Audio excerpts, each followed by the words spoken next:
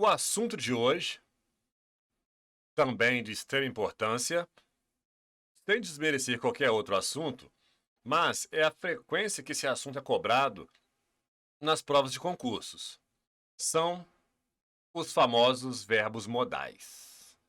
Vamos lá, vem comigo. Os verbos modais, os modal verbs, eles têm algumas características. Antes de efetivamente entrarmos nos verbos modais, vamos ver essas características, conhecê-los melhor. Primeiramente, eles não apresentam S na terceira pessoa do singular do presente simples. Lembra, quando nós temos o he, she ou it, no simple present, eu acrescento um S lá na afirmativa. Eles não têm todas as formas primitivas.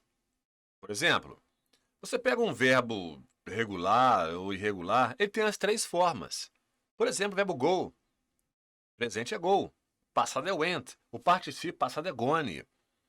Se fosse um verbo regular, work, worked, worked. Agora, o verbo modal, nem sempre. Ele pode ter a forma de presente, uma forma característica que alguns dizem que é a forma de passado, outros não concordam com essa nomenclatura.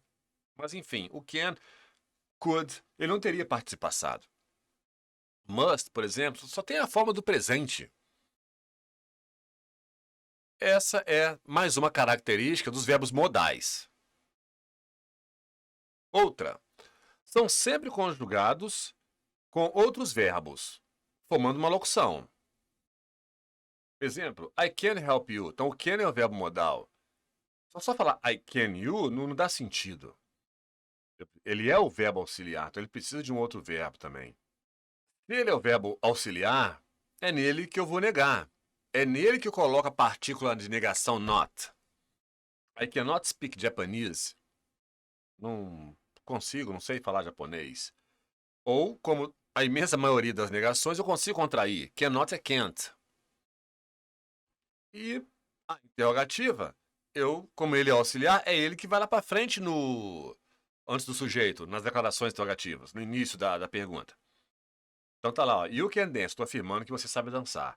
Mas se eu não tenho certeza, vou te perguntar, eu coloco o can na frente. Can you dance? Quando empregados com outros verbos, eles são empregados com outros verbos, eu não uso to no meio dos dois. Como você faz, por exemplo, nos verbos regulares. Eu preciso de estudar. I need to study. Quando for verbo modal, não tem esse to no meio dos dois. Exemplo, she can play volleyball. Ela consegue, tem habilidade para jogar voleibol. Então é can play, não é can to play. The children should go home now. As crianças deveriam ir para casa agora. E não the children should to go. Então não tem o to no meio dos dois. Existem exceções. O have to é o verbo ter. O used to, que é algo que você costumava fazer, né? O sujeito costumava fazer e não faz mais. E o ought to, devia, deveria. O primeiro modal que veremos aqui é o may. O may significa poder. A tradução dele é poder. Ele indica permissão ou possibilidade. E o may go home now. Vocês podem ir para casa agora. Então, foi dada permissão para as crianças voltarem para casa. Por isso, o uso do may. Então, quer dar permissão para alguém, é o may que você usa. Eu disse que também indica possibilidade. She may be in her office. É possível que ela esteja no escritório dela. De repente a pessoa não a viu, não tem certeza absoluta, de repente ela passou em outro lugar antes de ir para o escritório. Ou seja, possibilidade, não é uma certeza. Usamos o may. O might, podia, poderia, ele também indica possibilidade. Alguns gramáticos dizem que o might é passado do may. Alguns gramáticos dizem que não. Isso é permitido lá no discurso direto, no discurso indireto. Então, não é uma unanimidade entre os gramáticos garantir que o might é passado do may. Alguns dizem que sim, outros dizem que não. Mas, enfim, Ele também indica possibilidade, significa podia ou poderia. He might go to New York. Né? Ela poderia ir para Nova York. Te dei um exemplo aí. Where are you going for your holidays? Onde você vai nas férias? Para onde você vai? I'm not sure. I might go to New York. Tá vendo? Então, he might go to New York. Então, é possível. Ele não tem certeza. Ele falou, I'm not sure. Então, é possível que ele vá para Nova York. The students might use the library to study. Então, os alunos poderiam usar a biblioteca para estudar. Os alunos poderiam usar a biblioteca para estudar. Chamando a atenção do library. É um falso cognato. Algumas pessoas acham que significa livraria. Não, livraria é bookstore. Library, biblioteca. Eles têm permissão para ficar lá. Então, permission. Quando o may for usado no sentido de permissão, ele pode ser substituído pelo to be allowed to. To be allowed to significa ter permissão para. Então, no presente, você pode falar I am allowed to stay here. Eu tenho permissão para ficar aqui. Ou você usa o may. I may stay here. No passado, você poderia falar eu tinha permissão para ficar aqui. Me deram essa permissão e eu fiquei aqui. I was allowed to stay here. Was, verbo to be no passado. Ou I might stay here. Agora imagina uma situação futura. Um ambiente que você não pode frequentar. Você é estudante, você não pode frequentar a sala dos professores. Mas você pretende um dia ser professor e você vai ter permissão, obviamente, para frequentar a sala dos professores. Então, uma permissão futura, como é que ficaria? Só tem essa forma aí, com o to be allowed to. I will be allowed to stay here. Eu terei permissão para ficar aqui. Agora o can. Poder. A mesma tradução do may. Só que o can, ele indica uma habilidade, uma capacidade que o sujeito tenha. Por exemplo, he can play the piano. Ele sabe, pode, consegue, tem habilidade para tocar piano. Tocar piano não é qualquer pessoa que você conheça que toca piano. Isso requer habilidade, estudo, dedicação, disciplina, paciência, tempo. Perfeitamente aí o uso do can. Could. Podia, poderia. Também indica uma habilidade, uma capacidade. Quando eu era jovem, eu conseguia, eu podia, eu tinha habilidade para correr muito rápido.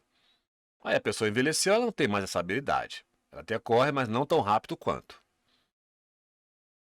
Então, could, uma habilidade que o sujeito tinha e não tem mais. Nas declarações interrogativas, o can e o could, eles podem também indicar ideia de permissão. Can I leave now? Está pedindo permissão para sair agora. Poderia usar o may, mas o can, na pergunta, também pode. Could I open the door? Eu poderia abrir a porta? Então, você está pedindo permissão para abrir a porta.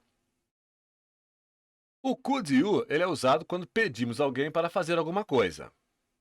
Tá aí, ó. Could you open the door, please?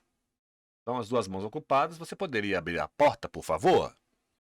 O can e o could podem ser substituídos pelo to be able to, que significa ser capaz de, quando o seu sentido for de capacidade ou habilidade.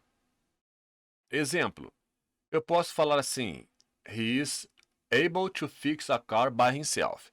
Ele é capaz de consertar um carro sozinho. A mesma coisa que he can fix a car alone by himself, que também significa que ele pode, consegue, tem habilidade para consertar um carro sozinho. Então, a que você usar está correta. To be able to ou can. No passado, também a que você escolher está correta. O verbo to be no passado, no caso do sujeito he was able to fix a car by himself. Ele era capaz de consertar um carro sozinho, hoje ele não é mais.